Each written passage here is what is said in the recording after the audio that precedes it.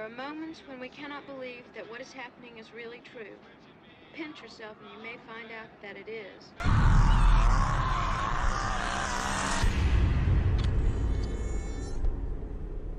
This heat is just driving me crazy. I don't know if I can take much more. The condition of retrogradation is contrary or inharmonious to the regular direction of actual movement in the zodiac.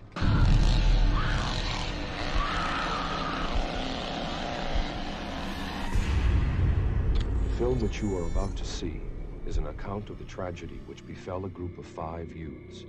For them, an idyllic summer afternoon drive became a nightmare.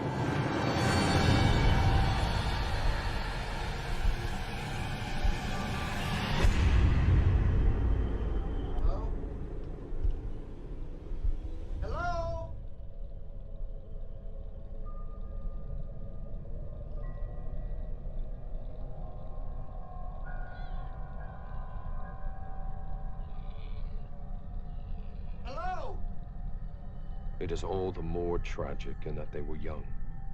But had they lived very, very long lives, they could not have expected, nor would they have wished to see as much of the mad and macabre as they were to see that day.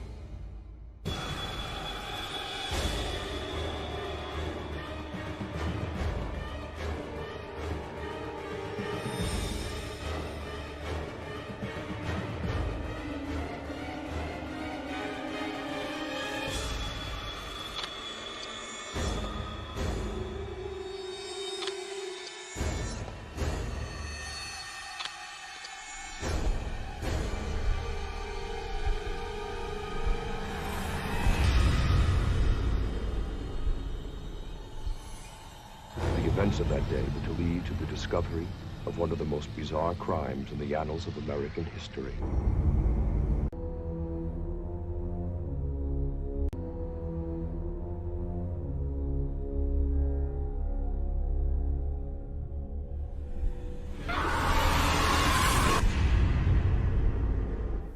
Good morning, afternoon, or night, my moth friends.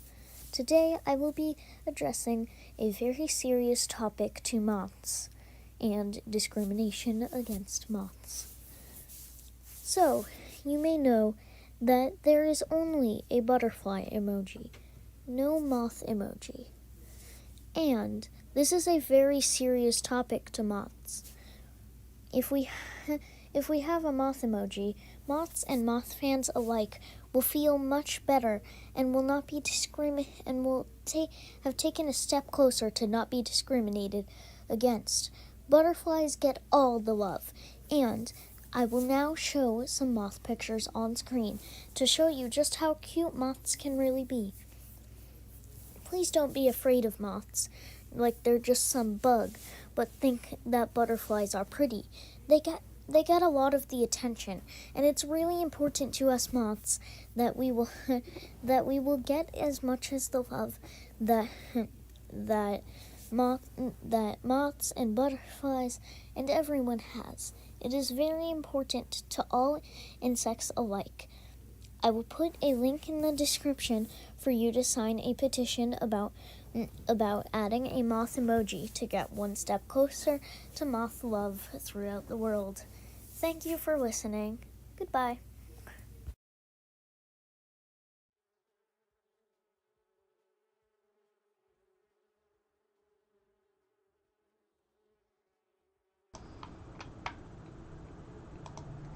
Good morning, everybody. It is Saturday, and we are live from the Hive.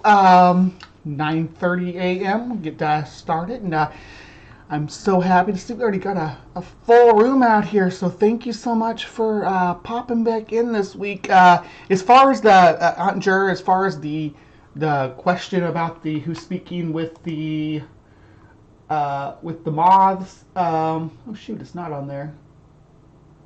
Used to be on my I'll have to add it onto the description, but it's just this cute petition this kid put together. The link was supposed to be is supposed to be down below, but I need to update those since now the channel has gone through some changes, because as you can see, we're still at 1K, and that means that, well, actually we're over 1K, but it doesn't show that anymore. But Yeah. So thank you again for joining us. It's been a rough week for me, and I'm glad that I could come back and do this show. I almost didn't do it, but I thought it'd be in bad form as soon as I get monetized. Yeah. That if I started canceling shows like immediately. So I'm here. I've been dealing with some mental health struggles lately. I don't know, I'm not going to go into too much detail about it. I don't know what's going on. It, the social situation, the world at large is very contributing. I mean, as you guys know, as people in the Hive know, I'm trans. I'm a trans woman. I'm not a cis woman. I was born and assigned male when I was born. Some of you who been around long enough will remember when I used to present as my birth gender. And my transition, unlike a lot of people, was public. So I have the rare experience of being on both ends of the spectrum as far as how people in this community treated you. And I'm so hurt and disappointed by so many people that I thought were allies. Just over and over again, I'm never not disappointed by people, it seems like. So, some days it feels like I'm just flapping out there in the wind by myself. And I stick my neck out a lot, but I have a platform. I have a place where I have a voice and people listen to me. I mean, not a lot of people, but at least a couple dozen people that come in here listen to me. So I think that matters, right? So I have to use it to try to provide a positive message and to be a positive representation for trans people. So regardless of what the conversation is, if it regards equality or equity for the trans community, I will be there, and I will put my 2 cents in, and I will use my voice. I will put my opinion out there. I don't have to be I don't have to be an expert on every caliber of ammunition in order to say I want reasonable gun laws, right? I don't need to be a gun expert to make that assessment. So it's the same goes for sports. Just because I don't like sports, don't play sports, don't understand why people like sports or why anybody would be interested in them, I still can advocate for them to be fair, and I can advocate for them to be equal, and I can advocate for them to be inclusive. I can do that without knowing anything about sports statistics at all. Without knowing that, hey, boys can do this and girls can do this or whatever bullshit they want to throw at me. I don't have to know all that stuff to say it doesn't matter. Be inclusive. It does not matter. Be inclusive. That's all I can say, and it just gets old. And to be mocked because I don't know what men power lift compared to what women power lift and things like that. I don't care. I don't think that matters. I don't think that comes into play at all in equity. I don't. In having a society where everybody can participate. So, so that's been my last 48 hours or 24 hours or so. Before that, it was literally arguing with people why they shouldn't use the term biological woman for cis woman. And I mean, because I'm a trans woman and I'm biological. There's nothing. If somebody asked me as a biological woman, I'd say yes. What else am I going to say? I'm not a biological woman? What does that even mean? Does that mean that I'm synthetic? It's so bizarre. Why would I tell people I'm not a biological woman? Why would they want to describe me as a non-biological woman? I can tell you why. They want to dehumanize me. They want to make it so that, yeah, you're not even biological. Everything about you is artificial. That's what they want to say. And I'll tell you what, again, you all saw me before I transitioned. Is this artificial or was this underneath there the whole fucking time? Oh goodness, I'm getting in. I'm how many minutes in? I'm 15 minutes into my show and I'm already cussing. Wonderful. So, yeah, and I try to bring up sports that I do know a little bit about. I'm not big on them, but I know a little bit about like competitive dancing and stuff. But they just dismiss those like, oh well, that's a different metric because it's a metric of things that they've done tests on and women are superior at, like dancing. Yes, and they'll deny this, even though it's like just it's not even like this. I didn't, at least in my circles, that was never a question that women are superior dancers. It's like, and I even showed them a study like where they're trying to figure out why. But so anything that involves rhythm and movement, anything that involves being flexible or timed motions and things like that, women are superior at athletically. That's not up for dispute. There's tons of papers on it. But they don't care about those types of athleticism or that type of athleticism. All they care about is strength based. So, yeah, I'm just ranting at this point. Usually by this point I'm like, oh no, I need to get into Cryptic Corner because it's a quarter till. But Cryptic Corner's gonna be a little bit shorter today, so it's okay. I'm just ranting about this because I'm annoyed. And then, there's people like Steve McRae, right, where you know that they're just like a toxic contrarian. So I used him all the time as a sounding board, as to like say to just share and be like, oh, these are terrible takes. These are terrible takes. But I made a comment to him, an argument we have with the biological woman term. I'm like, what if using that term would make me want to put a gun in my mouth? And he said, well, maybe you shouldn't be part of the conversation. So I said, okay, Steve McRae is advising that if you have, I quoted him, I said, if you have suicidal ideology due to gender dysphoria, you should sit down and be quiet. Or, yeah, you should just shut up. He flipped his lid that I said that's what he was saying. And he was saying that, but yeah, he's just a dishonest actor. I'm done with him. I blocked him at this point. I even screenshotted him saying it, and he still denied that he said it. So I just blocked him. Not that I think that anybody in here is a. And I'm not poking around my pants. I got like a little black dress on. I'm actually wearing a dress today. I was until the camera came on. I'm gonna be honest with you guys. I was in my depression hood and everything that I've been wearing all freaking week.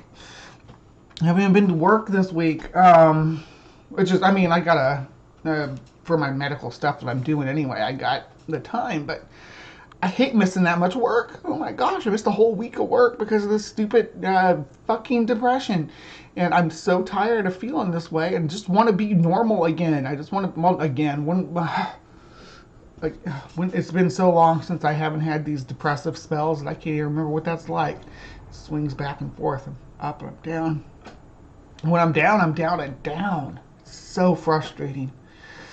And right now I'm honestly I'm pretty lonely at night because Ian's working in the evenings now, so I don't have like a actual real person here since he got promoted and he's working doubles, so the house is always empty now.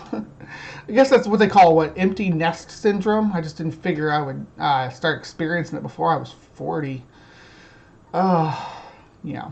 All right, so let's get into Cryptic Corner because I could go on and on about this, and maybe I will on a different stream. But this is live from the Hive, and we've got a schedule to keep. So I will see you peeps over there in Cryptic Corner.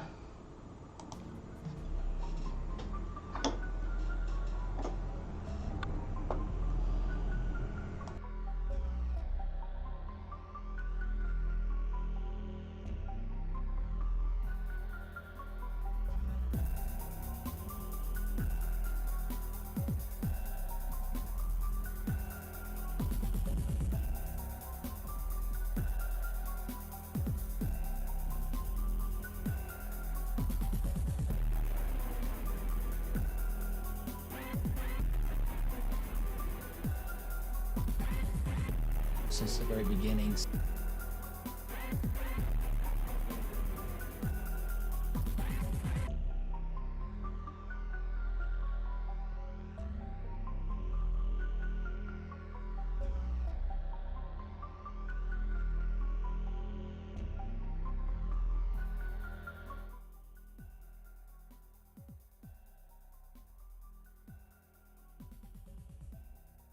All right. Hello, and good evening. This is CryptoCorner, where we're going to look into the spooky recesses and find out about some unexplained mysteries and see if we can't debunk the supernatural origin.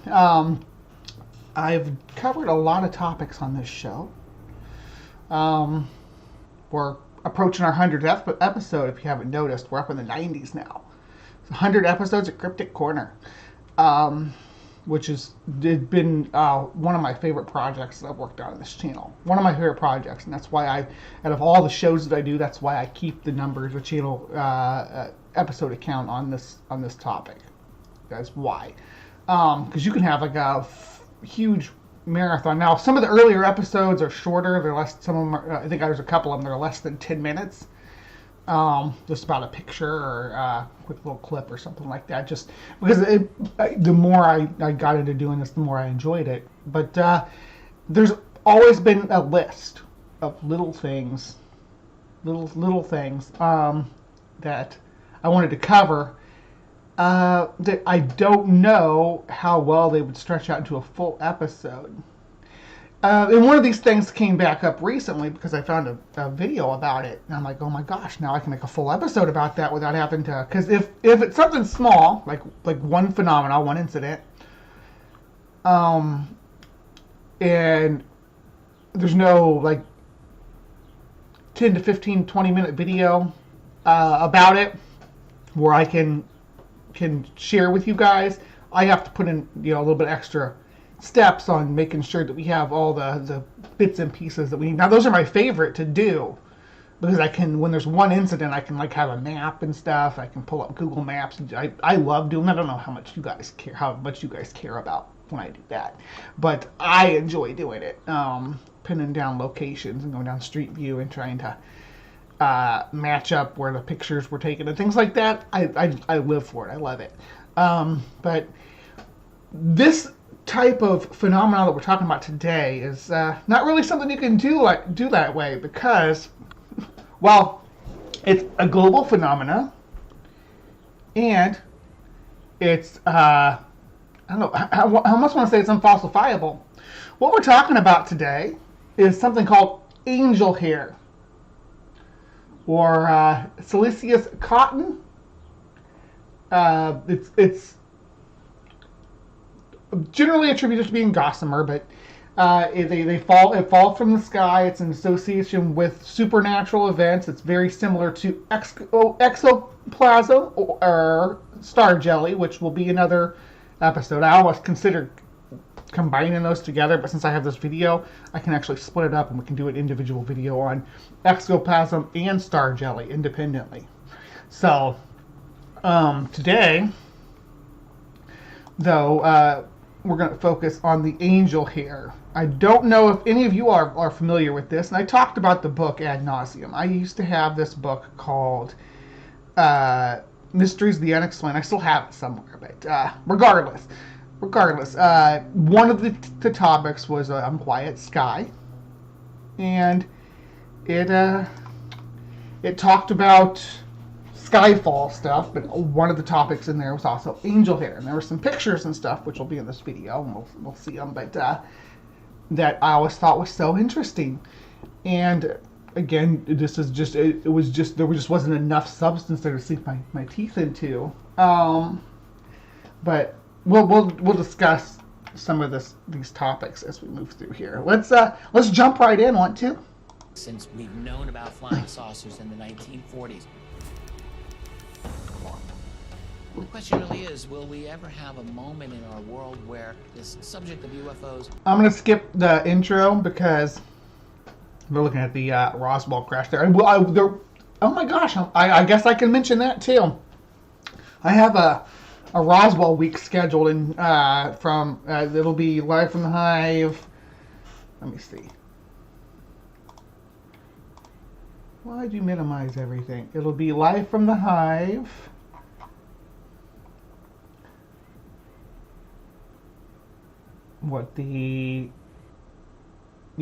Okay, so it'll be the Saturday, July 1st through Saturday, July 8th. That whole week we're doing a Roswell week. So make sure you're here for that.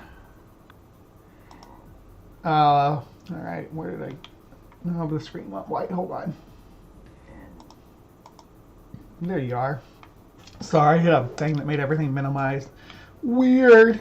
Grape star jelly sounds delish. Is openly acknowledged by all elements of our society, including scientific establishments and political institutions. During the Second World War... This video that we're actually going to be watching is from, like, we're not going to watch this Gaia part because it's an interview. What we're actually interested in is this interview, and this interview is like, it's got to be from 80s or 90s. Actually, let's look and see if it tells us when the interview was done. This channel is Zohar Stargate TV series. I guess I should say that too. Let's see, we have aircraft pilot and mechanic Brian Boldman talks with Tracy Austin about his research into the mysterious airborne substance known as angel hair.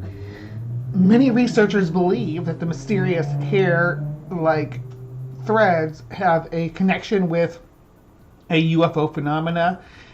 What is this strange substance, and why is it found to be? Why is it? Look how they spelled radioactive.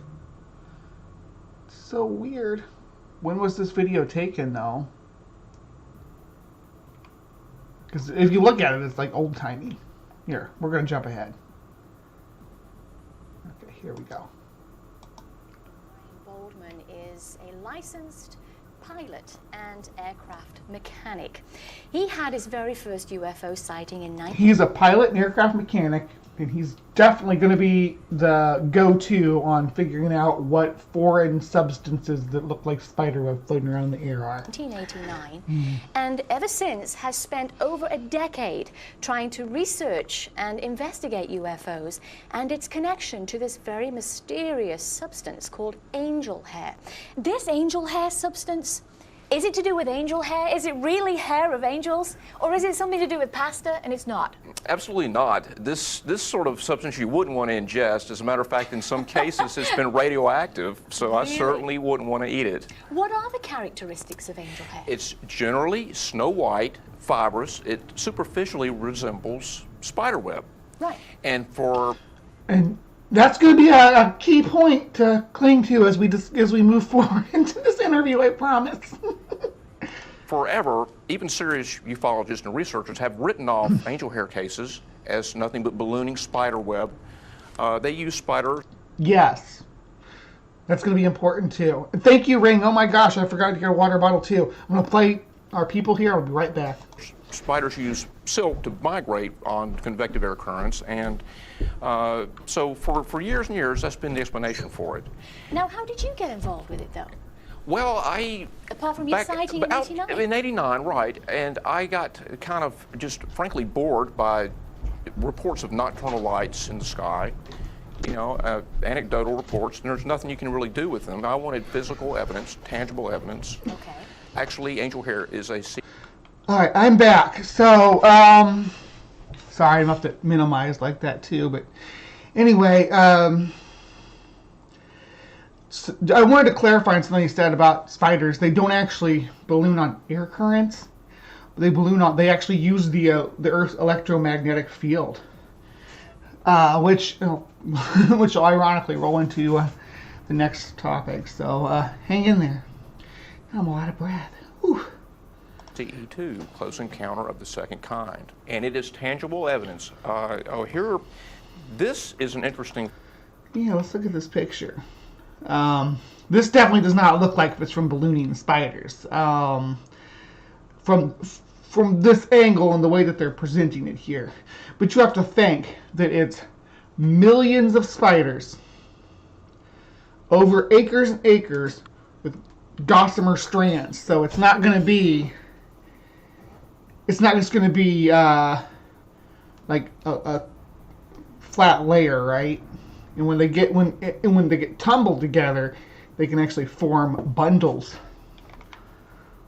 Fall. This happened in Horseheads, New York, in 1954. Okay. And it was actually radioactive. There was some conjecture that it had drifted over from the nuclear test out in Nevada, but to wind up in New York and in February, it was kind of odd to be that far away. And also, the fact that it fell in February is not indicative of ballooning spiders and migrating spiders, because they don't migrate in February. That's winter in New York. Thing about migrating spiders, and it's just spiders in general, is and John actually learned this just a little bit ago, right? Didn't you, John? When you even if you take an egg sac of spiders, right? Even if you take that and you transfer it into a different climate, like say you you found it out in your garden on your bushes, right? And you take it in to your garage. That's the egg is the egg case is going to be responsive to that temperature and climate shift. And if it shifts to optimal temperature for development hatching, they will develop and hatch, regardless of what time of year it is, right? They don't, and when they crawl out of their little eggs, they don't, and they're in your warm garage, they don't care that it's February outside. They don't.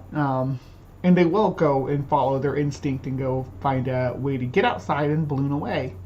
Again, even if it's February. So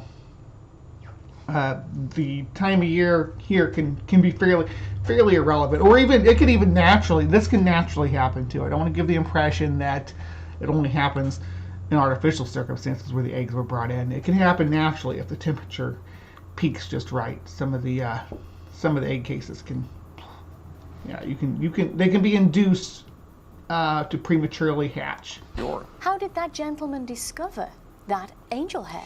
He was actually a chemistry professor at Elmira College in New York, and was called in to investigate that. And they had a Geiger counter that picked it up as radioactive.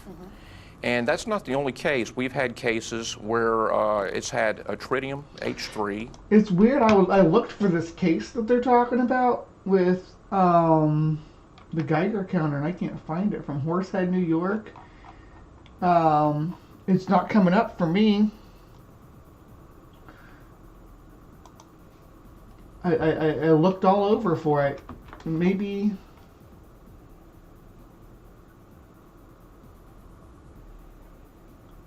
Yeah, but it will go on. Which is man-made. It's made in nuclear reactors, which is very odd for spider web. You can imagine the spiders that will produce that. Right. And also the other property of angel hair, which is indicative of. And I don't know if I couldn't find anything about the tritium either. Let me look it up again just to be sure. Angel hair, tritium.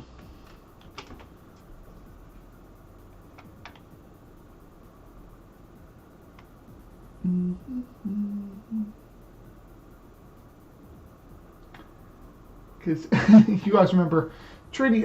If you were like my son Ian was just the right age to be obsessed with Spider-Man 2 when it came out.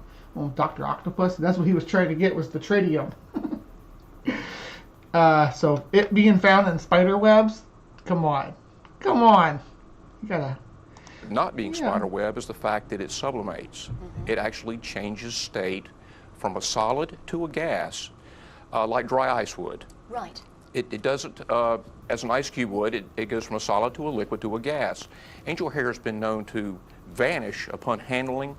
I guess the latent heat of a hand would make it just simply disappear. Temperature may do it. Yeah. And it typically falls on clear days where there's a low humidity, and that may have a bearing on how this stuff is produced by our little friends. What I did is I did a study of angel hair. I went to the Library of Congress, different archives, and found all the articles, all the data I could find on angel hair from 1947 to 2000. Right. And then I did an analysis of the data. And what I found... Just to be clear, there's a reason for this. Like just at 10 degrees above room temperature can cause spiderweb to melt. It does. I mean, yeah, it doesn't vaporize. That's not a quality that it does, but it will melt away and like basically vanish because it's no longer a strand anymore. It'd be just almost imperceptible when it melts away to its liquid beads. It depends on the species of spider, of course, but it'll just a little temperature variation can cause it to melt. In 215 cases during that time period, that in 57% of the time, UFOs are involved with the fall of this material. Really? Absolutely. And in 40% of the cases, the material sublimates to nothing, to a Right. gas. Let's have a look at a close-up of the angel hair, because we saw... This is the one that was in my book. This is the one that was in Mysteries of the Unexplained in the book. Now, to me, this looks like more like plant fiber. But, I mean, I'm willing to say that I'm not an expert on looking at spider webs under the microscope, so I'm not gonna try to be too bold on that claim. But from where I am, it looks like this one specifically is would be like a plant fiber of some kind that maybe got caught up in the wind. I don't know. This doesn't look like spider web to me. This is just. Now I feel like I should pull up an X-ray picture of spider web.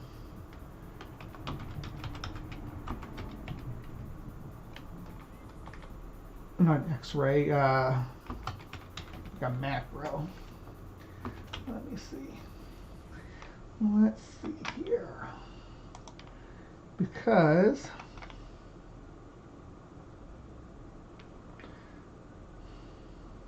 spider web tends to have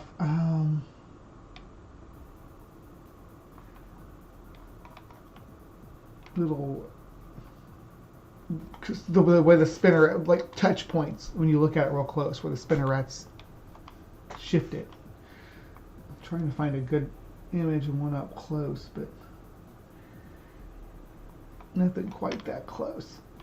Yeah, I know I should have had this ready, right? Oh well, we're gonna let him talk. In the first slide, the gentleman holding that. Let's take a look at that close-up. There we are. Right. This substance fell in Vercelli, Italy on November 8th, 1999. And it's interesting because we have another case coming up a little bit later on, I believe, where it was collected by Tom Brewer off of I-5 around Sacramento. Well, that actually fell 3 days after the Vercelli fall in Italy over here in California on the 11th. Really? 3 days afterward. Wow. And that sample we have now had analyzed, Okay. which we'll get to that, I'm sure. Right. And we have an even closer image of the angel hair, so we'll take a look at that. There we go, look. Right. I think this is also the Vercelli substance. It's a 60x microphotograph, and we've done So what do you guys think of this one? This is the same. It's the same one. Now, when we get down to right here, you'll see my mouse. Yeah, I do start to see where you could infer that this was spider web. But I think a lot of this stuff still looks like plant material to me. comparisons with spider web, and the fibrils in this angel hair are much finer. The denier is much thinner than spider web, and it doesn't contain the glue drops that spider web would have on it. Yeah, because you know, if you read... Not all spider web has the glue drops on it. Only certain species, though. The webs of like tarantulas, for instance, are very soft and not sticky at all, really. Well, I shouldn't say not sticky at all, but they're more like cotton. really look at a spider's web, it is very strong, but there's no way it looks that white and thick. There's Well, that's no correct. It's not the claim isn't that it's just the spider web, that it came out of the spider that way. It's that it's a whole bunch of ballooning spiders, or it's not even have to be spiders. There are other things that do this too. There are mites and caterpillars and all kinds of cool little critters that that use this method of traveling by electromagnetic current. And then when they land, they just disregard it, and it'll all, since it's electromagnetic, it's all going to clump together as it drifts up into a wad. And then once that wad has too much density to stay aloft, it floats back down.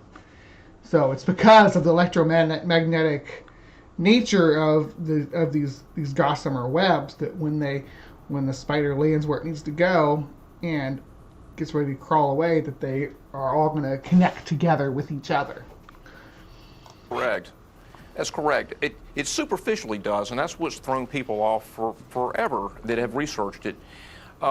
But the devil's in the details. You have to really... And it's funny because we have only discovered that more recently. Back when this was recorded, they probably didn't know about the electromagnetic nature of these gossamer strips that the baby spiders and silkworms and stuff put out. And that they're not just traveling on air currents. They're traveling... There's electricity carrying them. They didn't know that back then. Ow, I keep doing that. Every episode now I've got to hit my desk once. It's because I got the new chair. And it's raised me up a little bit. I do like my new chair, though. It's purple, but you can't see it now because I got my depression hoodie on top of it. No, honey, big zebra, yes. Don't be scared. I'm trying to be. I feel like if I go through this stuff publicly, it'll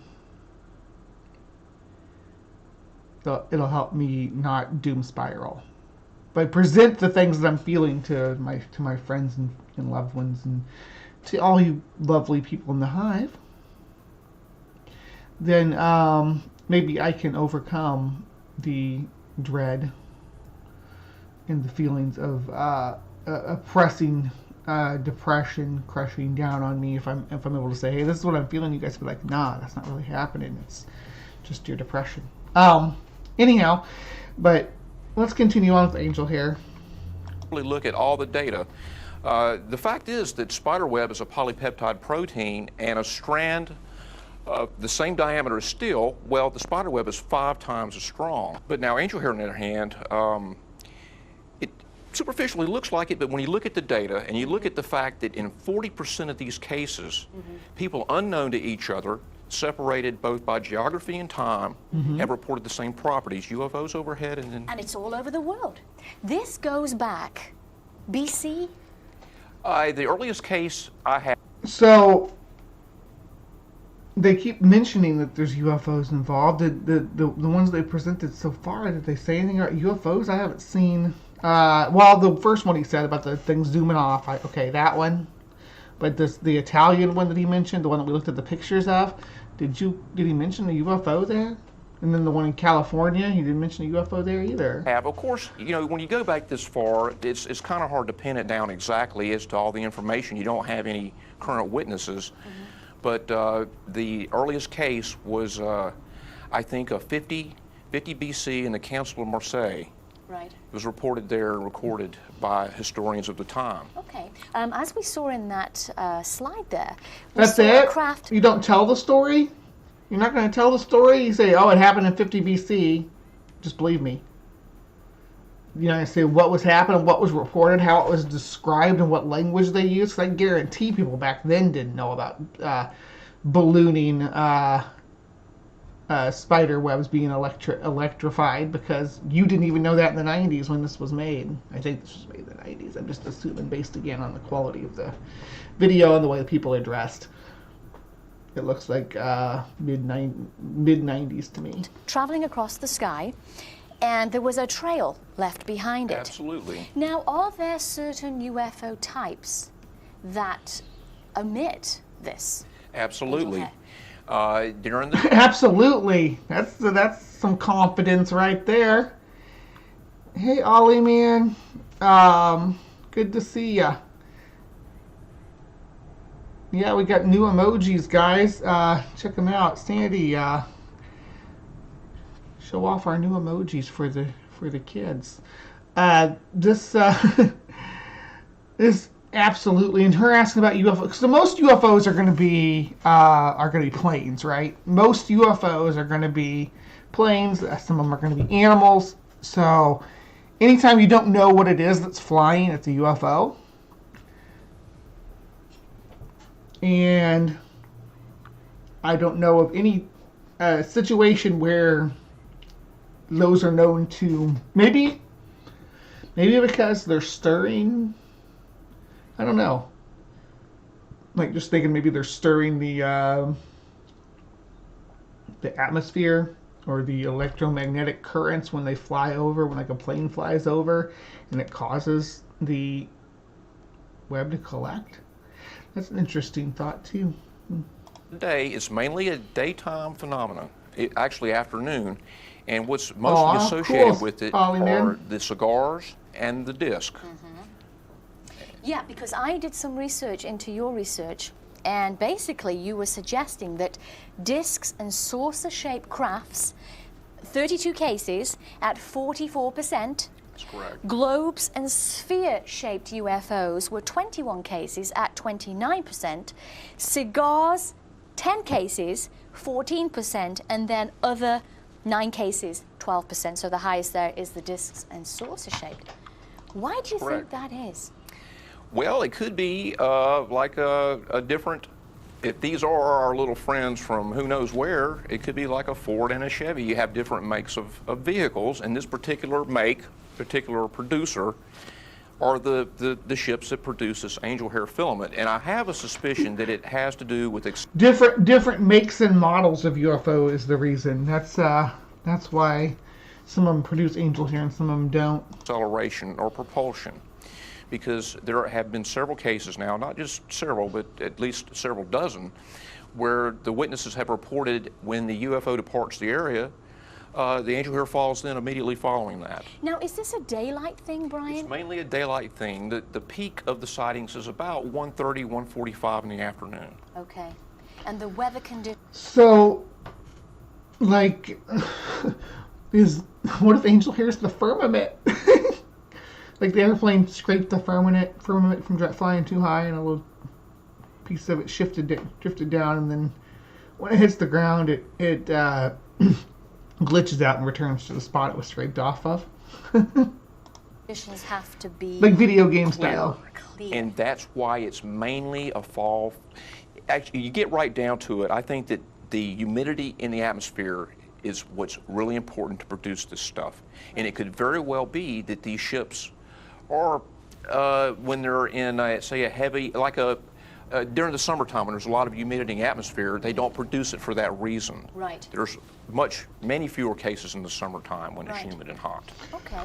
There we go. There's the fresco. That's right. What do we have here, Brian? Okay, this is a fresco, guys. This is getting classy now. We are classy.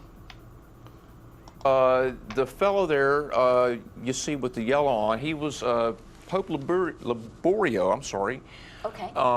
In Rome, and he supposedly had a dream where he had seen a white substance fall from the sky, and he was instructed that this would be a miracle, and that they were to construct a basilica on the spot.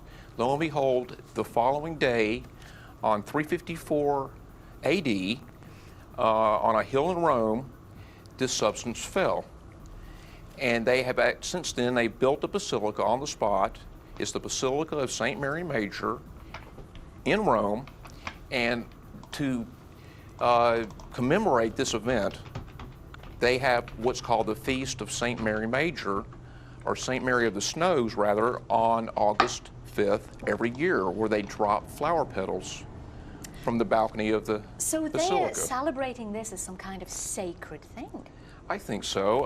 It goes, well, I think that's when you get right down to it's the so frescoes. weird that they say that, because I look up that St. Mary Major, and it says that it's the first, or what does it say? Hold on, let me pull that back up. It's the only patriarchal basilica of the four in Rome to have retained Paleo-Christian structure. So they didn't build this. They didn't build this on the spot of this that this guy's talking about. That what he just said is completely untrue, because parts of that building are older than his 326 AD, because it is a again Paleo-Christian structure. It predates Christianity in the region. So I think that's what it was. They took what would be, to our mind, a UFO type event, a CE2, and turned it into a religious type of an event. Okay, this depicts the miracle of the snow. These were done about the 15th century to commemorate the miracle that had happened, and where the basilica was built on that spot. So the basilica was actually built right after the frescoes were done.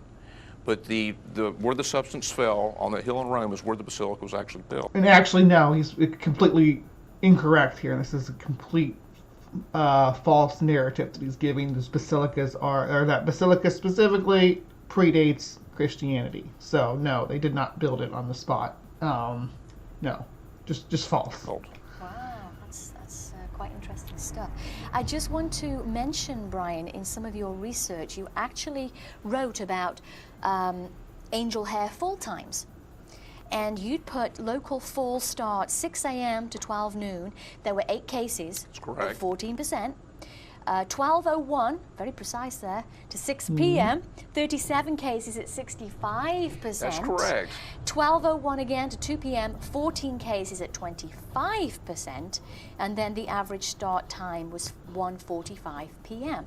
So the 4 cases there were the 37 cases at 65% between 12:01 and 6 p.m. That's correct. It's mainly an afternoon phenomenon, and that is what has... An afternoon phenomena. It's because, again, like what we were talking about with the spiders, they're going to come out when it's warm. So on an unusually warm, clear day in the winter, if the conditions get just right, they can cause those eggs to start developing, and before you know it, you got baby spiders. So just a couple of unseasonably warm days, and boom. led people to jump to the conclusion that it's ballooning spiders. Right.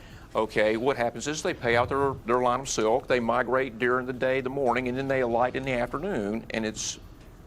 But if you look at the details... But you're thinking about, like, these have to be fresh. Again, these are... what I consider angel hair is those individual strands as they get pulled back up into the atmosphere after the little spider lands and lets his line go, releases it into the air. Yeah, some of them might get tangled in bushes and grass and stuff, but a lot of them get back up into and start moving into the stratosphere. And again, they're all electrified. They're all have a positive and negative charge on the end, so they're all drawn to each other and collected together up there in the what do they call it, the ionosphere, just ionosphere.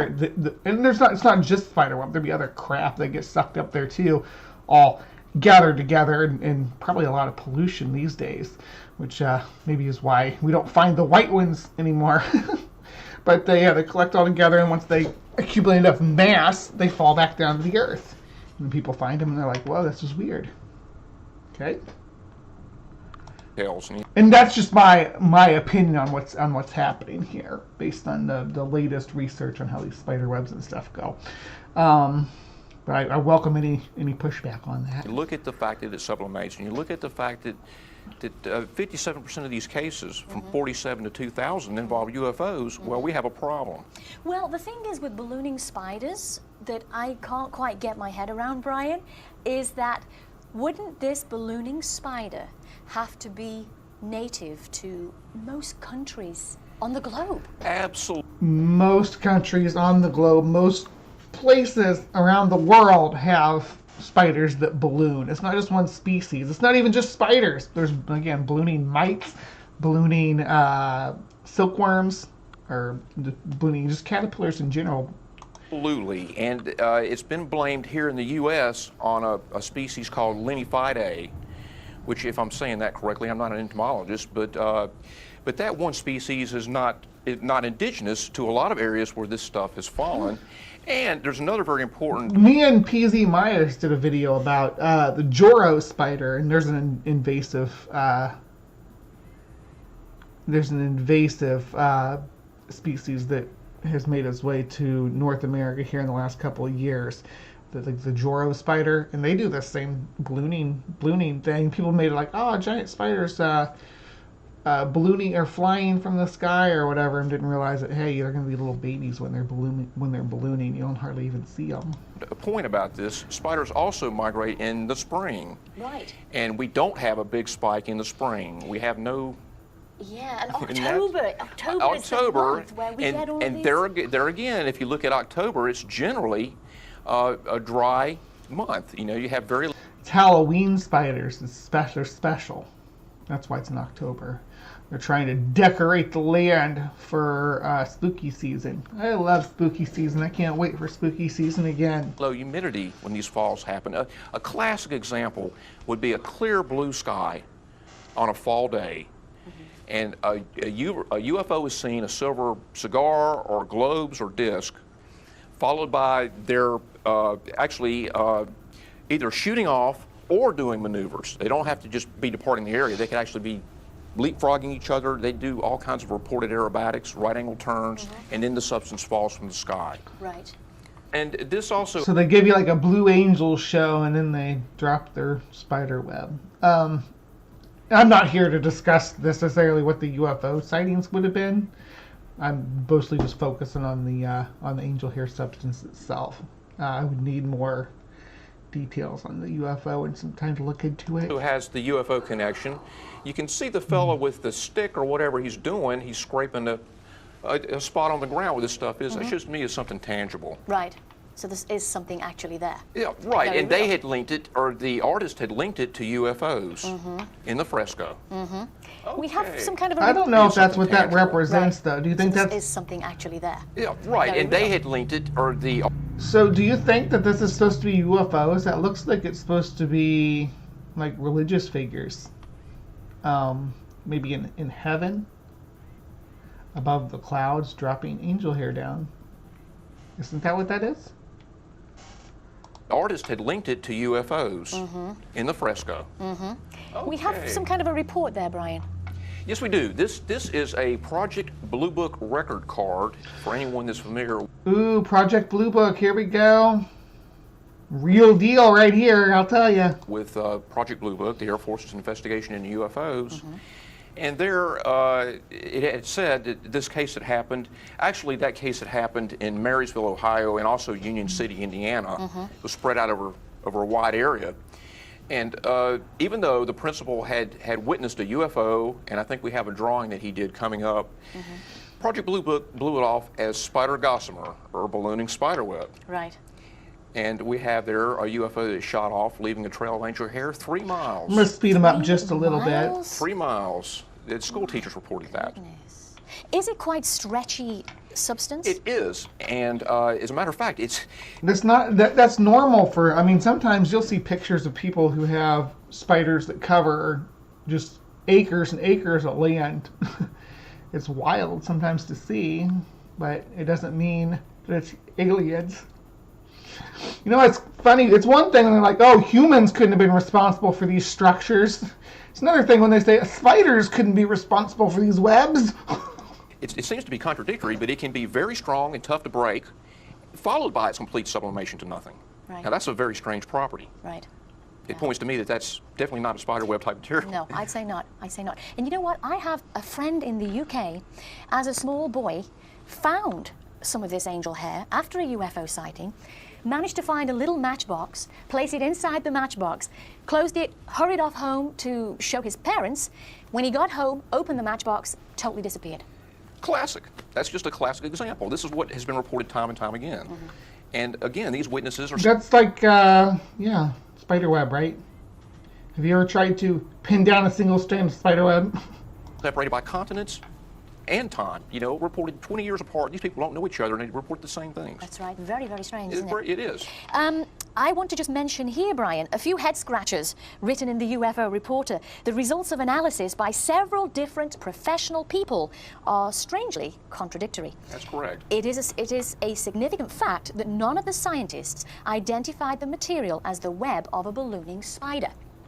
6 scientists of the Australian Commonwealth Scientific and Industrial Organisation have studied the threads. We're looking into the IDs now.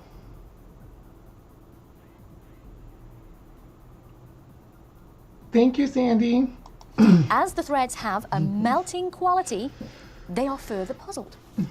A fiber technician with Burlington Industries tested a sample of the angel hair and said it was not cotton, wool, or any commercial synthetic yarn. He suggested that it might be spider webs or a similar animal material, but a Greensboro biologist examined a sample of the angel hair under a microscope and said it was unlikely that it was a spider's web. Absolutely. We get this time and time again in the data. You have a game of animal, vegetable, or mineral. You know, you have... It's probably, like I said, a little, maybe, well, I shouldn't say probably, it's maybe a little bit of all of those, considering the nature of ballooning gossamer. It could get all kinds of stuff stuck to it, either naturally or through, or I should say naturally, all the methods are going to be naturally, or either just by adhesion or through its electrical current. You get plant matter stuck to it, other insect matter, synthetic matter, even stuck into it as it's getting tossed around in the upper atmosphere. By what I've heard on Dapper's channel, they sit there waiting to be claimed, but I don't know myself for sure. Oh, y'all talking about the channel memberships. Thank you so much for all the channel memberships and stuff. I can't even keep up on how many channel members I have anymore. You guys are so amazing. Actually, let me go out and look. Let me go out and look real quick, and then we'll get back to this. So I've got so many channel members. You guys love me so much. Thank you. New channel members, I'm getting notifications about it and everything. Oh my gosh. It doesn't give me a total number. Oh, 27. I have 27 channel members. Good gravy. You guys rock. Have the animal people saying, well, it's got to be a plant material, and the plant people are saying, well, it's got to be an animal product. So they don't know what to do with it. And can you imagine what happens if someone sends them a... You notice none of them are like, you know what, this has to be extraterrestrial material, right? Not a single one of them said that. Sample for analysis, and when it gets to the lab, there's nothing in the vial. You know, what happened to this? If anybody, incidentally, finds any of this angel hair, Brian, what would you suggest they do? Number one, document as much information as you can. Eat it. No, don't eat it. I mean, it won't. Oh, BugBot still thinks I need to hit 1K. I need to update BugBot and tell him that I've already hit the 1K, sweetie. You don't need to announce it anymore. There you go. Take that off there. Yeah, Sandy's swatting BugBot for trying to trick people into subscribing. Don't subscribe to this channel. Yeah, I guess I could fix it and make it say 2K. I'll do that. Yeah.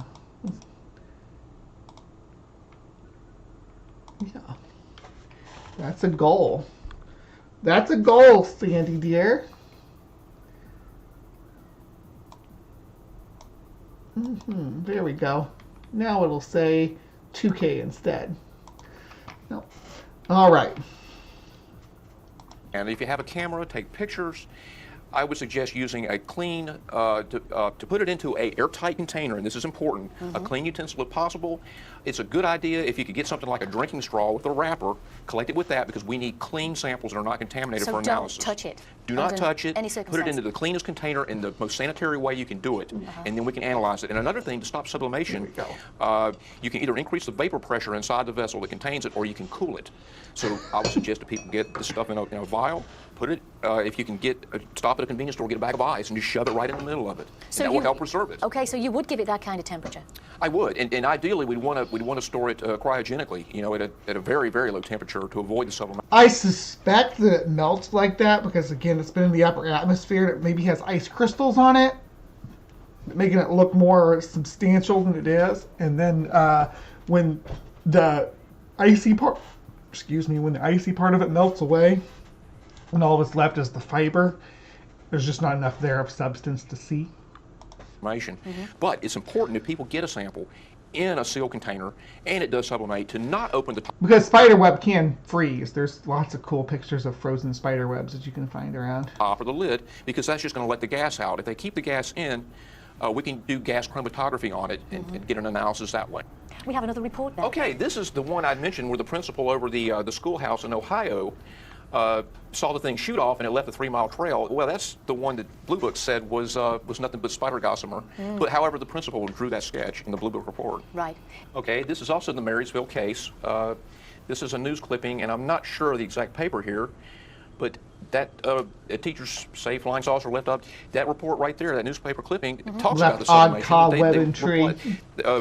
They thought that they witnessed it as being very strong, tough to break, and then it just sublimated in her hands.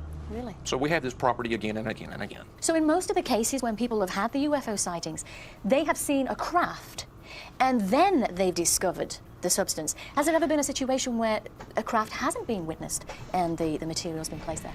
It has. As I mentioned, 57% of all UFO sightings. So. Hey, D-Barks! Hey, sweetie, it's been a couple weeks since I've seen you in here. I'm so happy you're here. We're talking about Angel here. We're about to wrap up Cryptic Corner here in a minute, though. There's only like 4 more minutes of this video. You know, that you That's have quite a high percentage, it is a high isn't it? percentage, but we do have cases where it's just found on the ground. And I have a feeling there that probably UFOs are actually underreported because most people nowadays don't look at the sky anymore. You know, No, look they at their, don't. They And the don't. craft could very well have passed overhead, have discharged it, and they find it on the ground or over their trees, bushes, usually found hanging on branches, limbs, over wires, that sort of thing.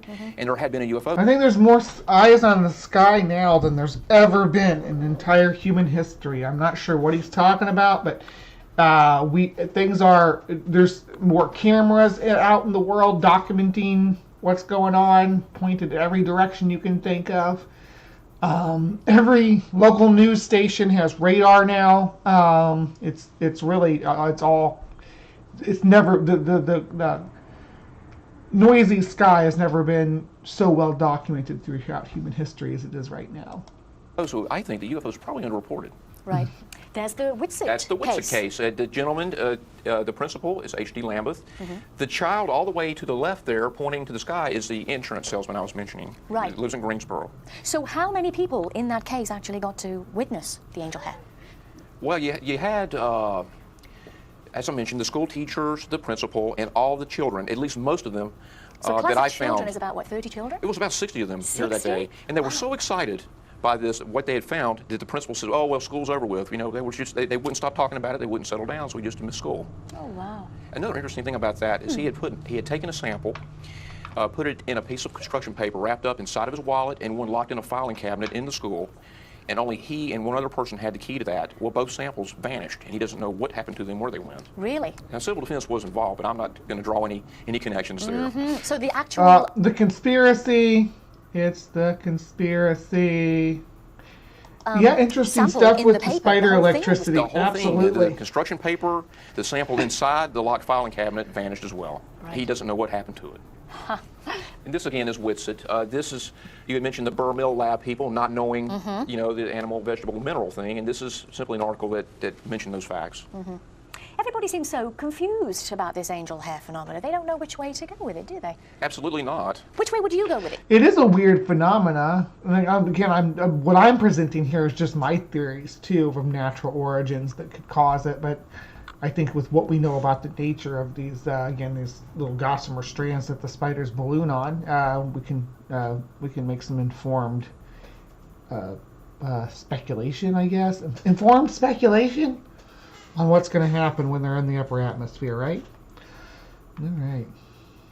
So it's just about over. How would Well- you take this a step further? Well, actually, we've already done that. We've had samples recovered and returned to us, and we've undergone all kinds of analysis now on it. We've had the gas chromatography done on it. Fourier transform infrared analysis has been done on it. And so we basically know what it is, and it's not spiderweb. We know that for a fact. It doesn't even look anywhere closely remote to spiderweb. It's too Why? Why do you guys think it doesn't look spiderweb? thick. It's too white.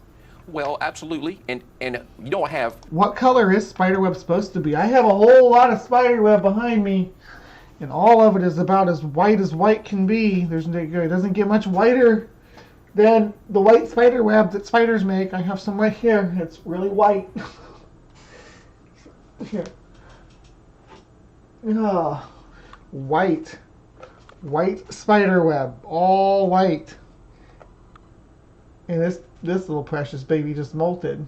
Why is there so much water in there? Oh no. Okay, I'll have to deal with that. A little bit too damp in there. For instance, a couple of the chemicals that's been found in it, 2-methyl-1-propene, 2-methyl-1-propane, all kinds of strange things that biologists I've talked to, actually in North Carolina. Are they found in the atmosphere, though? Is that naturally found in the atmosphere? States say, no, this is not related to flora or fauna. They don't know what it's doing in it. Thank you so much for coming along. It's been... Yeah, so that was an interview with, what's the guy's name again? Aircraft pilot and mechanic Brian Boldman talking with Tracy Austin about his research into the mysterious airborne substance known as angel hair. I don't know. What do you guys think? Is angel hair a legitimate, real phenomena? Is it something that's actually happening from UFOs, or is it a misidentified animal substance, a conglomeration of different substances that get bundled in the atmosphere until they get enough density to fall? What do you guys think? Please tell me in the comments below. Appreciate everybody for joining me in Cryptic Corner today, and please remember to be kind, take care, and we will see you next time.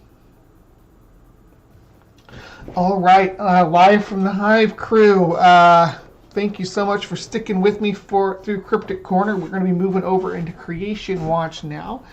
I do appreciate, again, all the new channel subscriptions, all the enjoy the emojis. I think I'll probably be able to make more now since I got so many people. These are all the ones I had made. You guys just chomped them up. The dinosaur skull was the last one that I made. I hope you guys like that. And yeah, I'm gonna see you over in CreationWatch in just a minute.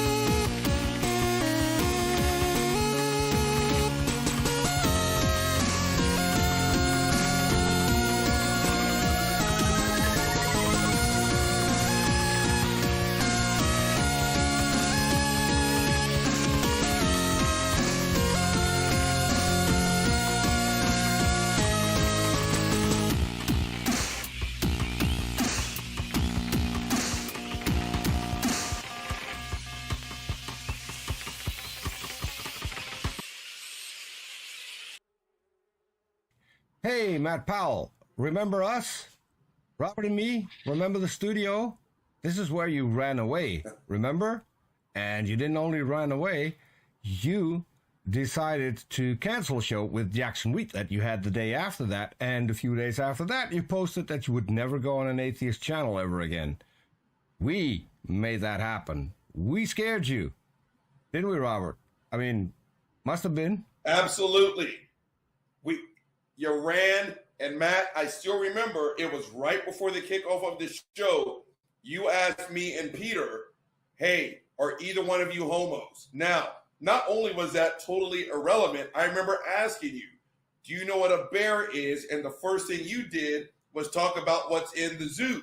And I told you what a bear was, and I still strongly suggest stop asking random, enormous, muscular men, are they homos? It may not work out well for you. Nope, it might not. What also wouldn't work out well for you is, remember Bree, the one that you tried to mock in one of your videos? Bree isn't phased. In fact, Bree, and if you don't remember her, this is Bree, she wants to debate you on the science of trends. And trust me, Matt, she is going to demolish you. And so in the meantime, absolutely, what you can do is look up what a beard is, because I think we both know where you're coming from, right? Absolutely. Absolutely. If you want to debate Bree, you can come on our channel. If you want to debate Robert, because he's more than happy to debate you as well. And you still have your open invitation to come on our channel. So that's 3 shows where you're more than welcome to come and defend yourself, Matt Powell. We'll see you soon. Come on.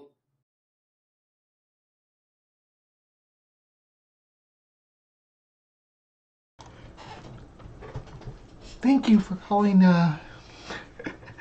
this is Bree. How can I help you? No, that's literally what I say at work every day. I don't know why I just said that. And that goes to show how, awful my fucking, week has been going. Anyway, hello, and welcome to CreationWatch, where we take a look at some wild creation ideas and, explore, sort of these notions of alternative origins for our universe. I've been promising this one for a minute. I've covered,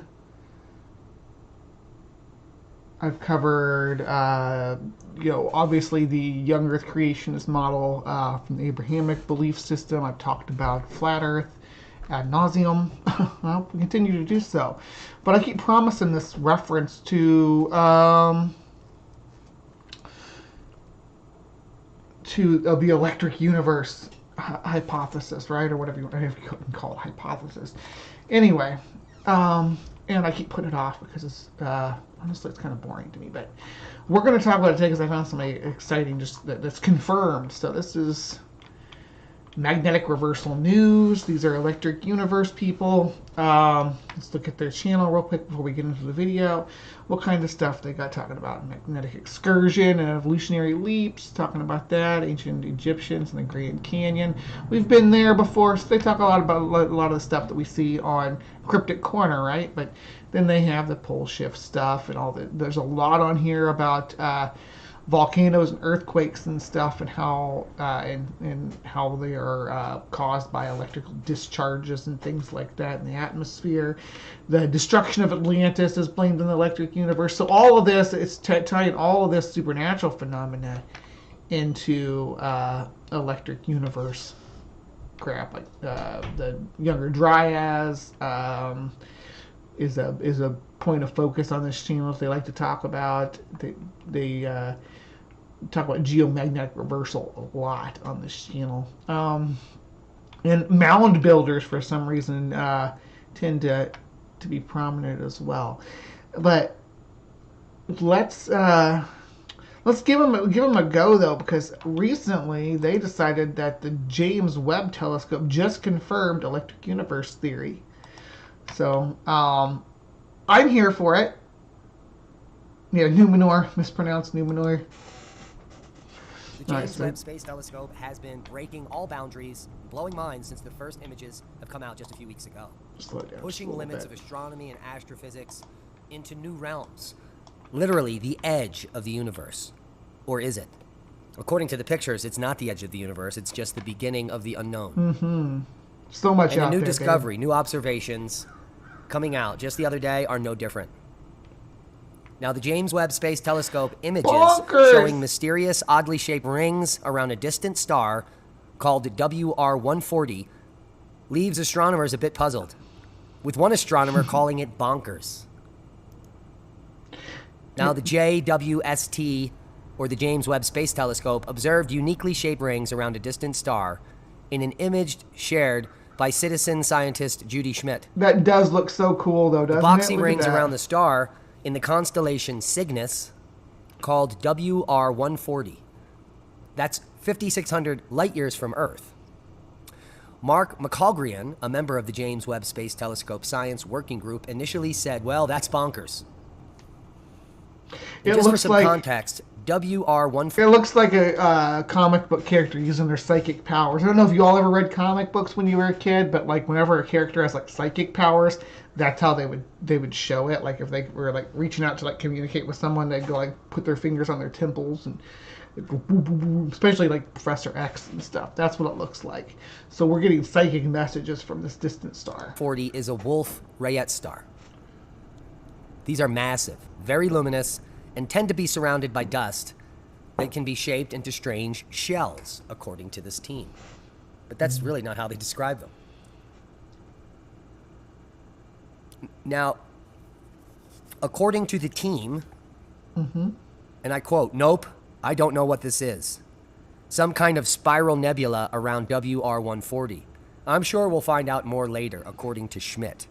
But this isn't a spiral at all. These are concentric rings. No. You cannot draw the conclusion that this is concentric because none of these rings make a complete circle where you can see that they're concentric. Not a single one of them. This could very well spiral. This could spiral because it disappears Call this here. a spiral is beyond me. Disappears out here. How can you cannot say that this could be a spiral is beyond me. I don't understand where you're getting that from. There's no complete closed ring here. Not a single one. Simply looking at the geometric pattern, you can clearly see that they're concentric rings. No, you can't. You made that up. Now, You Mark, cannot clearly see that. That's what you are inferring. I can very well make this a spiral. Spiral. Yeah, you can. It's not closed. Look, all this over here is open. It could connect out to the next layer. What are you talking about? Cogrian, a senior advisor for science and exploration at the ESA and a member of the team at James Webb. Well, not only did he say it's bonkers, but he corrected a few things. The six-pointed blue structure that we're looking at here is an artifact due to optical diffraction from the bright star WR140. And this is in reference to the way that Webb's mirrors bend light to create the spikes. But the red concentric rings, the boxy stuff, that's real, he said. And in fact, is a series of shells around WR140, actually in space around a star.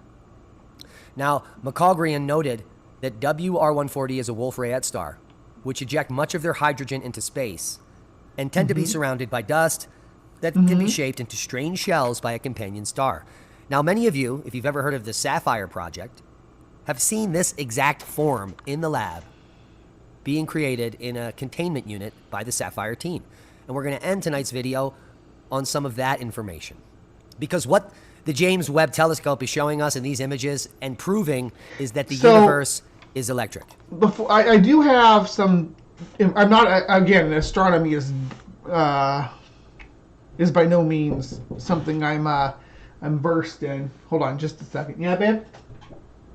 Are you gonna go get those edibles today? It's today. It's Saturday. Okay, yeah. Talk about it after I'm done with my show. Love you. Oh, parenting is a full-time job. No matter how big they get. So, yeah. Again, I'm not. This is not necessarily in my wheelhouse, but I do trust the experts when they advise me that this is a phenomena that's common in these Wolf-Rayet stars, where they have this cosmic dust pattern caused by stars within their binary system, within the characteristics of their binary system. So this is caused by two stars that this one's surrounded by dust, and then another star swirling the dust as it spins around it, is what I understand. In the most layman's way possible from the explanation. It consists of 99.9% plasma, and that plasma is electrified and is being confined in this case due to double layers, which we'll get to in just a moment. So this is absolutely fascinating. Let's get on with some more quotes from the team, and I quote, "Yes, those nested squircular," that's what they're calling these, square and circular is squircular. "Those nested squircular rings are real," according to Ryan Lau, an astronomer at Nori Lab and principal investigator of the project that acquired the observations. "Our paper on this has been submitted, so please stay tuned for the full story." So they've already done the analysis, and the paper is in for peer review. Now, Schmidt, who dropped the bomb by releasing this image, replied on our own. While interactions between the two stellar winds of the stars that orbit one another, the WR140 may be responsible for concentrating dust into discrete bands. It is not known how the concentric shells are formed. It is thought that nuclear processes in the Wolf-Rayet star may contribute to an unusual degree of coherence to dust emission. So there's working theories on what causes this phenomena. We're not 100% sure, but it does not mean electricity, right? Own thread, they do look like airy rings, but they aren't. They're shells of gas and dust. And that right there proves our point that we'll get to at the end of the video. Now, the red shells are real physical structures around the Wolf-Rayet star. And these stars are famous for such things carved out of their dust as it ejects by the orbits of binary companions. But there's no evidence for that. That's just a made-up fairy tale story to explain some things they can't explain. So it's kind of embarrassing, the state of astrophysics today. But luckily, the paper was published in the Astrophysical Journal, and we'll get some time to marinate on it. The title is "Resolving Decades of Periodic Spirals from the Wolf-Rayet Dust Factory WR112." Oh no, that was their previous paper. My bad. The new one is going to be about this star. So they've already published one, it looks like back in 2020, on some rings on another Wolf-Rayet star. So we will be interested to see what the new... Well, these aren't unfalsifiable ring. They're not falsified yet, but I mean, these... Even since this video was put out, there's been new information added to the data on this star, WR140. Even since this guy made his video, there's been a lot of research into this star, into these. Well, it's a binary star system. Analysis shows, and if they do mention electric universe or plasma universe or double layer at all. Now, according to Wikipedia, Wolf-Rayet stars, often abbreviated as WR stars, and in this case, it is WR140 that is in question. That's actually the best picture, in my opinion. Now, these Wolf-Rayet stars are rare heterogeneous sets of stars with unusual spectra showing prominent, broad emission lines of ionized helium and highly ionized nitrogen or carbon.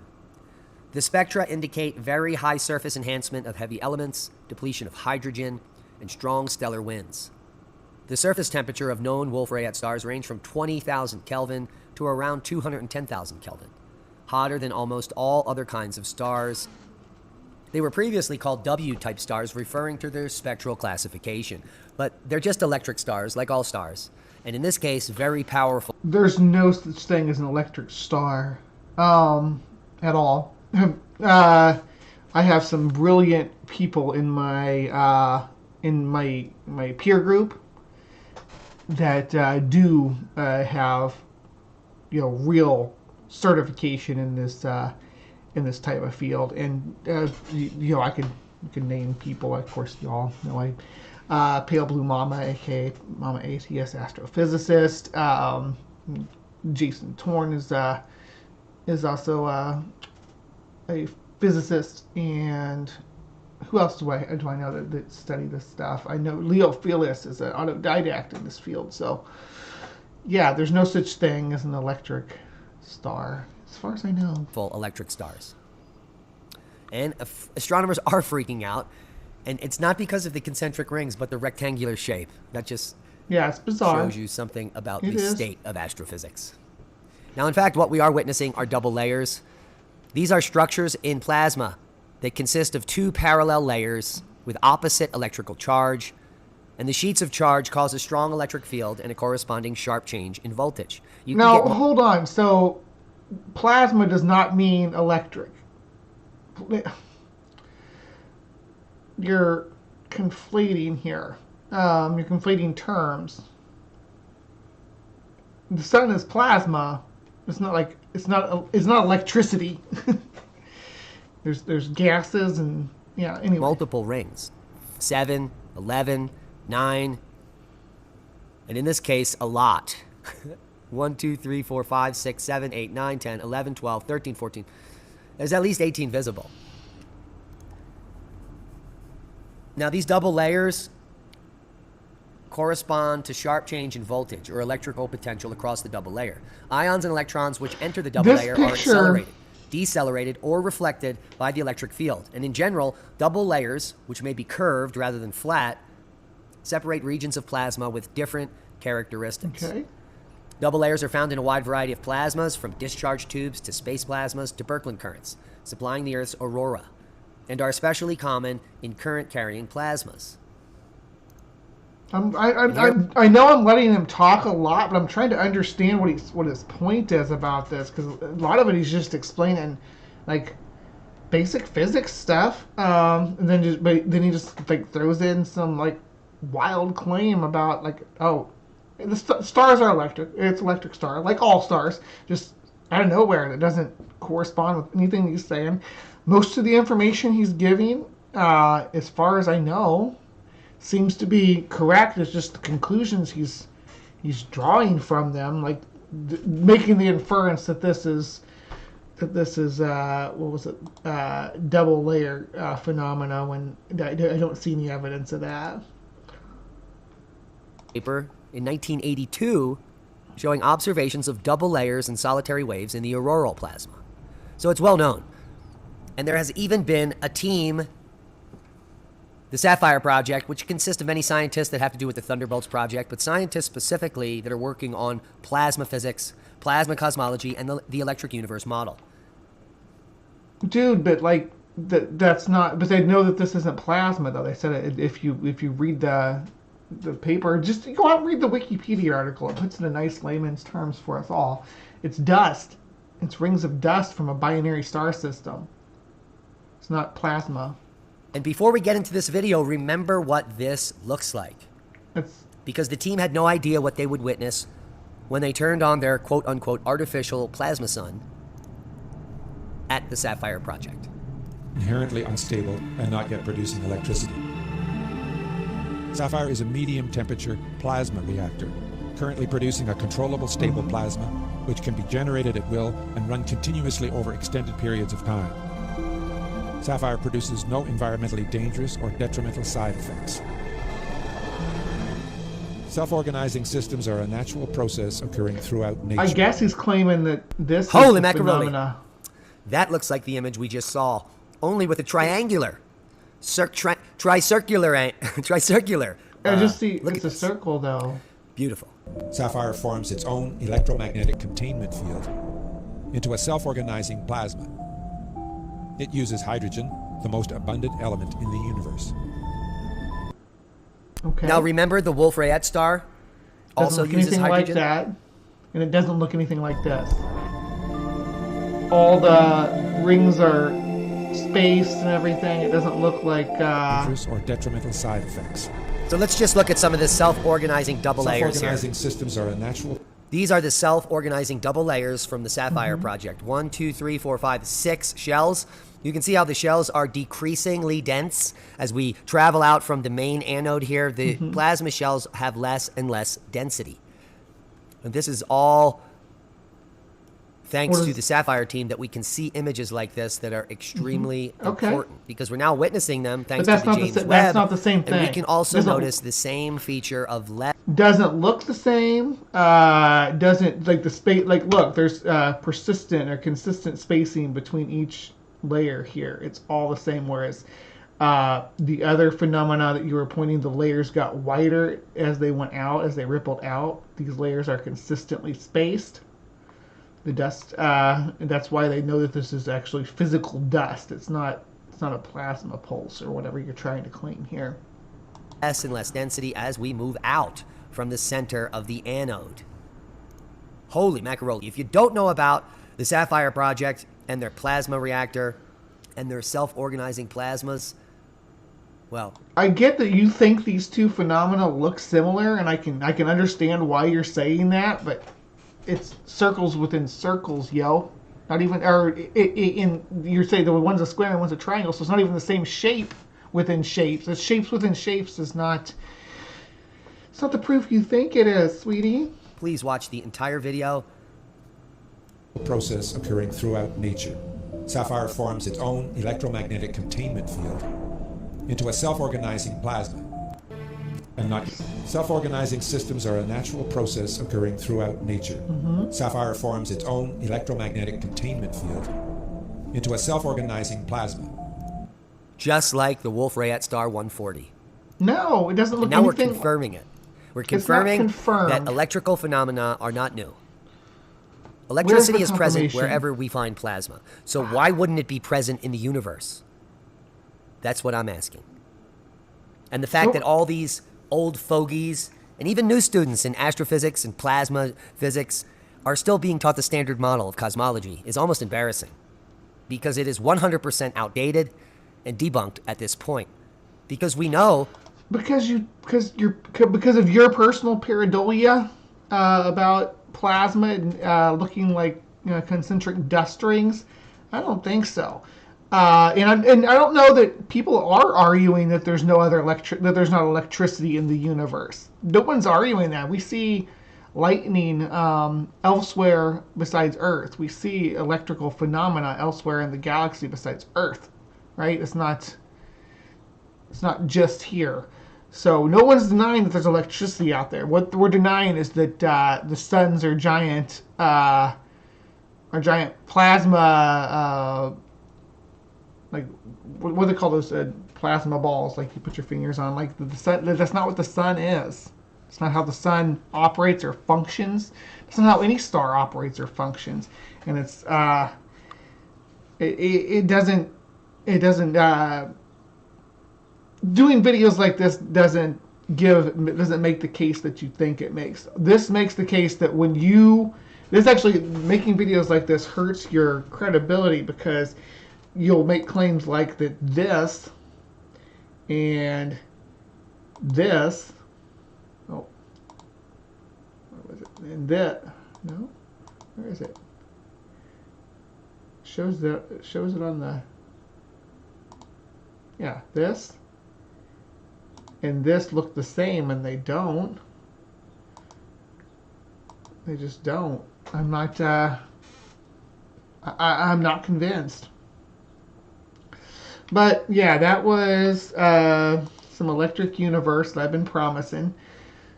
Channel is Magnetic Reversal News. So they talk about all this type of pseudo. Tectonics and look at this one. I almost watched this, but they were too long. They have an expanding Earth hypothesis. I kid you not, expanding Earth hypothesis. Just a 2-part series. I should just get some of my geology friends together and do that. Just watch those series sometime. All right, so that was Creation Watch for this morning. Thank you so much for sticking around. Were you convinced of the electric universe. Were you convinced that the star WR140 is electric? Was that convincing to you? It's not convincing to me, but I'm willing to be swayed in the comment section below. So hit me with it if you believe in the electric universe. Tell me why down below. If you want to engage with me about the electric universe, my email address is also down there. I want to have a conversation with you specifically about your model. Please remember to be kind, take care, and we will see you next time. All right, so thank you everybody on Live from the Hive for sticking around with me. Oh, everybody's dropping. No. This is just the part 2. I don't know. I need like a yield sign or something to pop up. I don't know how to end the segments without making everybody think they gotta bounce. Or maybe people just don't want to stick around for the HiveScience part. That's fine too. If one person sticks around for HiveScience after after CryptoCorner and CreationWatch, that's I'll keep doing it for them because I like doing the HiveScience segments. But yeah, let me we'll get to it in just a moment. I'll see you guys over there, okay?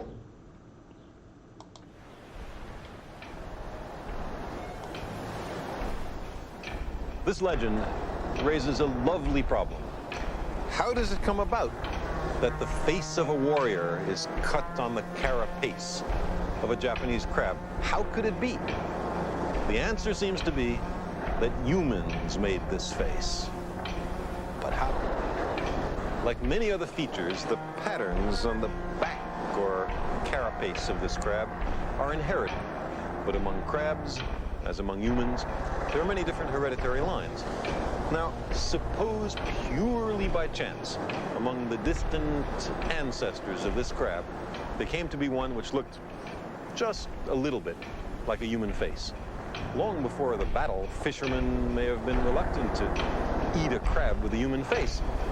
In throwing it back into the sea, they were setting into motion a process of selection.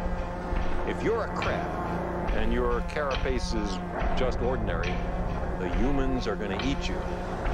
But if it looks a little bit like a face, they'll throw you back and you'll be able to have lots of nice little baby crabs that all look just like you. As many generations passed of crabs and fisher folk alike, the crabs with patterns that look most like a samurai face preferentially survived. Until eventually, there was produced not just a human face, not just a Japanese face, but the face of a samurai warrior. All this has nothing to do with what the crabs might want. Selection is imposed from the outside. The more you look like a samurai, the better your chances of survival. Eventually, there are a lot of crabs that look like samurai warriors. Selection is imposed from the outside. The more... All right, hello, and welcome to HiveScience.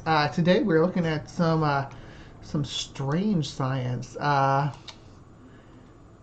but it's a first, and I'm freaking thrilled about it. So you're gonna have to deal with it, because I'm gonna squee and fangirl about this.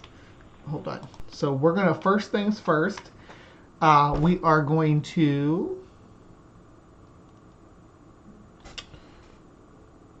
Yeah, we're going to pop that out. Okay. Like I said, today's going to be a little bit shorter, but that's okay. So, let's go full screen on this. Look at these fish. So cool. You guys ready? Look at that. It's like ghosts. Look, it's like a ghost flying. So amazing. Now, there'll be some bigger ones that come along too. See, there's some smaller ones down there. Look at these weird looking guys. Yeah. Got some crustaceans there too on the bait. I love the way their tails swish, swish, swish when they swim. So cool. We got more crustaceans down there too. Look at them. I'm guessing those are giant isopods. I'm not sure though. There's some tiny, tiny stuff swimming around down below here if you look real close. I like this one's all like, what's up with this camera? Yeah, that's a cool fish. Let's read about it now that you've seen the footage. Deepest ever fish caught on camera off Japan.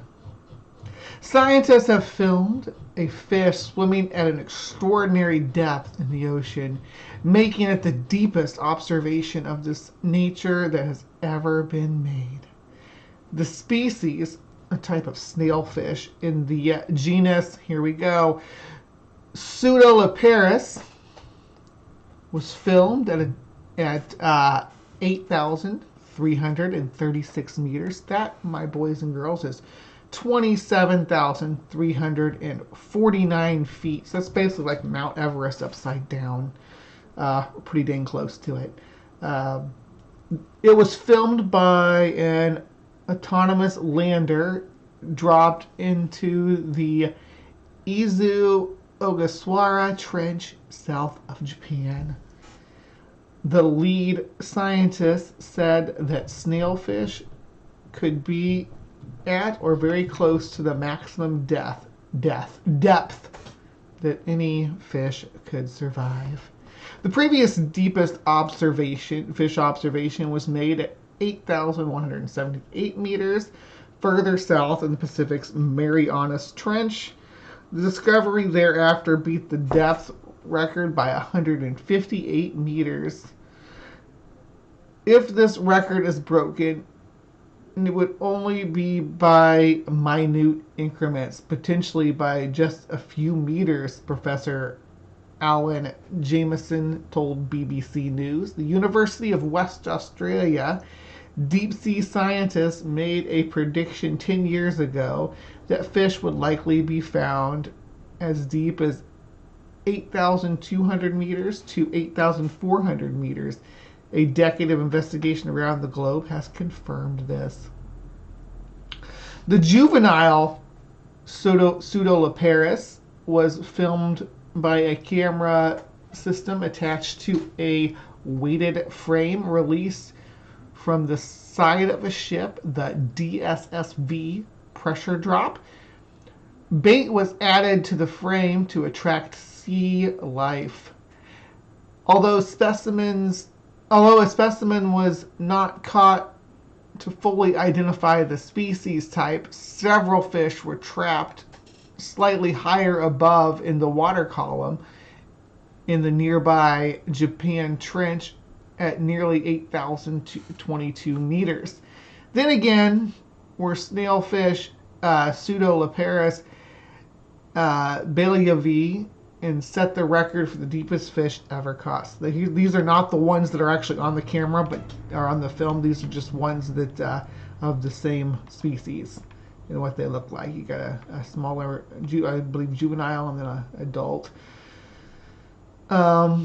Snailfish are truly remarkable. There are over 300 species, most of which are actually shallow water creatures and can be found in river estuaries. But the snailfish group have also adapted to life in the cold waters off of the Arctic and Antarctic, and also under the extreme pressure conditions that exist in the world's deepest trenches. At 8 kilometers down, they are experiencing more than 80 megapascals, or 800 times the pressure at the ocean surface. To survive.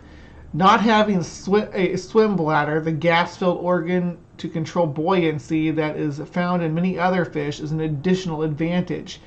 Likewise, their approach to food where they suction feed and consume tiny crustaceans, of which there are many in the trenches. Professor Jameson says the discovery of the fish deeper than those found in the Marianas Trench is probably due to the Izu Ogasawara slightly warmer waters.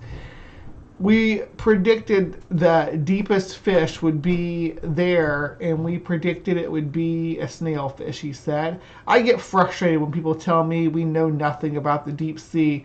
We do. Things are changing really fast. Professor Jameson is the founder of the Mitterrand UWA Deep Sea Research Center on the expedition, which also explored the Ruikayu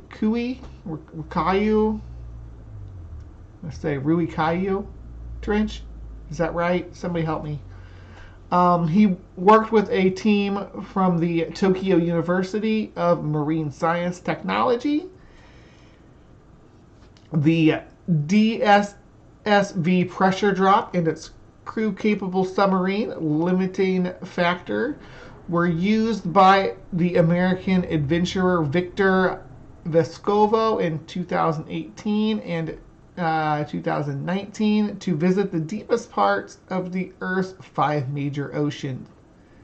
The Texan became the first person in history to complete the quintet of dives, and Professor Jameson acted as the chief scientist. The ship and submarine were sold last year to the Marine Research Organization, Inkfish, and sent for a refit in San Diego. They have also been renamed. The ship is now Dagon, and the submarine is Bakunawa. So Dagon's the fish god from the Bible.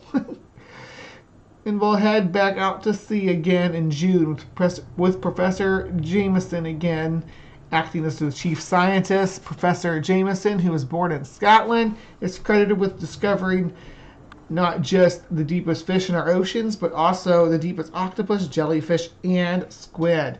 The guy is legit a boss. Legit a boss.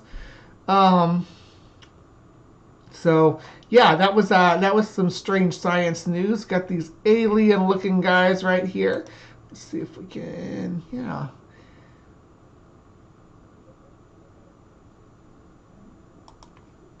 Let's make it bigger. There you go. We got these really cool-looking alien-like fish that live way down deep, like what they used to call Challenger Deep and beyond, right? Super cool. I am so happy that I was able to cover this with you guys, and so many of you stuck around till the very end to catch up on what's going on. So this has been some strange science for you. Please remember to be kind and take care. And that was our final segment we've done. So let's see, what have we done today? We had angel hair in CryptoCorner, and then we went straight to the electric universe, and claims about electrical stars, and then we dove right into the deepest parts of the ocean. So we've been with the angels and into space, into the bottom of the sea. I think that's a heck of an adventure for one day. So please remember to be kind, to take care, and we will see you next time.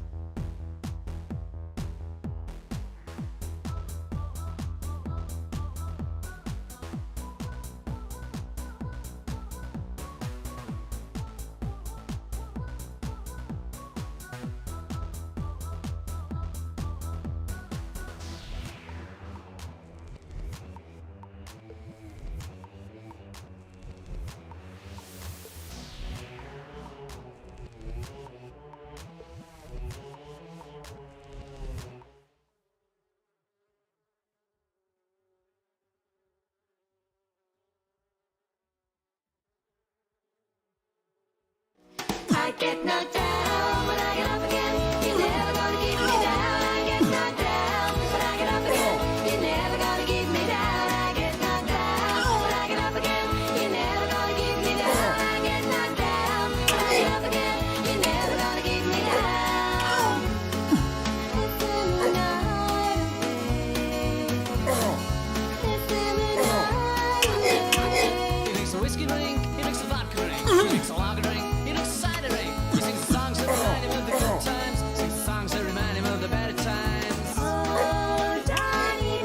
Uh-huh.